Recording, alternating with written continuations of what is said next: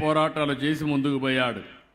ఒక మాటలో చెప్పాలంటే దళితులు అణగారిన వర్గాల కోసం యుద్ధం చేసిన మహాయోధుడు అంబేద్కర్ గారని చెప్పి కూడా నేను మీకు తెలియజేస్తున్నా. 1927 ఆ రోజుట్లోనే మహాద్యుద్యమం ద్వారా దళితులకు నీటి హక్కును కల్పించాడు. 1930లో కాలారం ఆలయ ప్రవేశం చేసి వీళ్ళందరినీ దేవాలయానికి తీసుకుపోయే విధంగా ముందుకు పోయాడు. 40 ఏళ్ళు స్వతంత్ర భారతదేశంలో తొలి మంత్రివర్గంలో కీలక పాత్ర పోషించారు. ఈరోజు రాజ్యాంగం మనం చదువుకుంటున్నాం. ఈరోజు మీకు నాకు మనందరికి హక్కులున్నాయంటే దానికి కారణం అంబేద్కర్ గారు. ఈరోజు మానవ హక్కుల గురించి మాట్లాడుతున్నామంటే అది రాజ్యాంగంలో మనకు పొందుపరిచినటువంటి హక్కు అని చెప్పి కూడా నేను మీకు తెలియజేస్తున్నా. ఆయన చైర్మన్గా పనిచేశాడు. ఒక మేధావిగా ఈ రాజ్యాంగాన్ని రాశాడు. ఇందులో ప్రత్యేకంగా సామాజిక న్యాయం, మౌలిక హక్కులు, సమానత్వం ఈ మూటిపైన మొత్తం ఆయన రాజ్యాంగాన్ని రాసే పరిస్థితికి వచ్చారు. అంతేకాకుండా ఆయన కల్పించిన ఈ రాజ్యాంగం చూస్తే ఈరోజు భారతదేశం ముందుకు పోయే పరిస్థితికి వచ్చింది. ఈరోజు మన పిల్లల్ని మీరు చూశారు. ఇక్కడ పుట్టిన పిల్లలు విదేశాలకు పోయి అక్కడున్న వాళ్ళకంటే ఎక్కువ ఆదాయం సంపాదిస్తున్నారంటే అది రాజ్యాంగంలో చూపించిన దారి అని చెప్పి నేను మీకు తెలియజేస్తున్నా. దీనికి కారణం ఆ మహనీయుడు అంబేద్కర్ గారని చెప్పి కూడా నేను మీకు తెలియజేస్తున్నా. రాజ్యాంగం ఒక పేపర్ కాదు, ఒక పుస్తకం కాదు, మనందరికీ ఇది ఒక పవిత్రమైన గ్రంథం అని చెప్పి కూడా నేను మీకు తెలియజేస్తున్నా. ప్రపంచంలోనే అతిపెద్ద రాజ్యాంగం, అతిపెద్ద ప్రజాస్వామ్యం. ఈ ప్రజాస్వామ్యానికి దశ దిశ నిర్దేశించిన వ్యక్తి అంబేద్కర్ గారు. ఆయన ఏ ఒక్కరి వ్యక్తి కాదు, ఏ వర్గానికో ప్రతినిధి కాదు.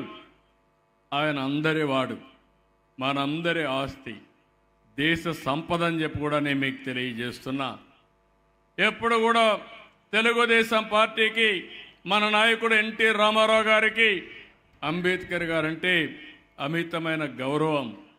అందుకే మీరందరూ ఒకసారి చూస్తే నేషనల్ ఫ్రంట్లో ఎన్టీ రామారావు గారు కన్వీనర్గా ఉండి, చైర్మన్గా ఉండి, విపి సింగ్ ప్రధానమంత్రిగా ఉన్నప్పుడు 1990లో భారతరత్న ఇచ్చిన ఘనత ఆనాటి నేషనల్ ఫ్రంట్ గవర్నమెంట్కి దక్కింది. ఆయన్ని గుర్తించిన ఘనత ఎన్టీ రామారావు గారిది. అదే మరి ఎప్పుడు కూడా తెలుగుదేశం పార్టీ దళితులకు అండగా ఉంటుంది, గుర్తింపిచ్చిన పార్టీ. తొలిసారి లోకసభలో జిఎంసి బాలయోగిని స్పీకర్గా చేసిన పార్టీ తెలుగుదేశం పార్టీ. అదే మరి అసెంబ్లీలో ప్రతిభా భారతిని తొలిసారి స్పీకర్గా చేసిన పార్టీ తెలుగుదేశం పార్టీ. రాష్ట్రపతిగా కేఆర్ నారాయణ గారికి మద్దతు ఇచ్చాం. అలాంటి మంచి వ్యక్తిని తీసుకొచ్చి ఆ రోజు ముందుకు తీసుకుపోయిన పార్టీ తెలుగుదేశం పార్టీ అని చెప్పి కూడా నేను మీకు తెలియజేస్తున్నా. ఈరోజు మనందరం కూర్చొని మాట్లాడుతున్నాం. నేను ఇప్పుడే అంబేద్కర్ గారి స్టాచ్యూకు నివాళులర్పించి నేరుగా ఒక దళిత కుటుంబం దగ్గరికి వెళ్ళాను. ఆ కుటుంబంలో కూర్చొని నేను మాట్లాడాను.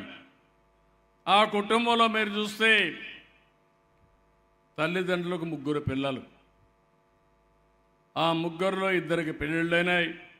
ఒకరికి కొద్దిగా వినికిడి తక్కువ ఉంది కాబట్టి ఆయన ఇంకా పెళ్లి చేసుకోలేదు. కానీ వాళ్ళిద్దరికీ 2 పిల్లలు ఉన్నారు.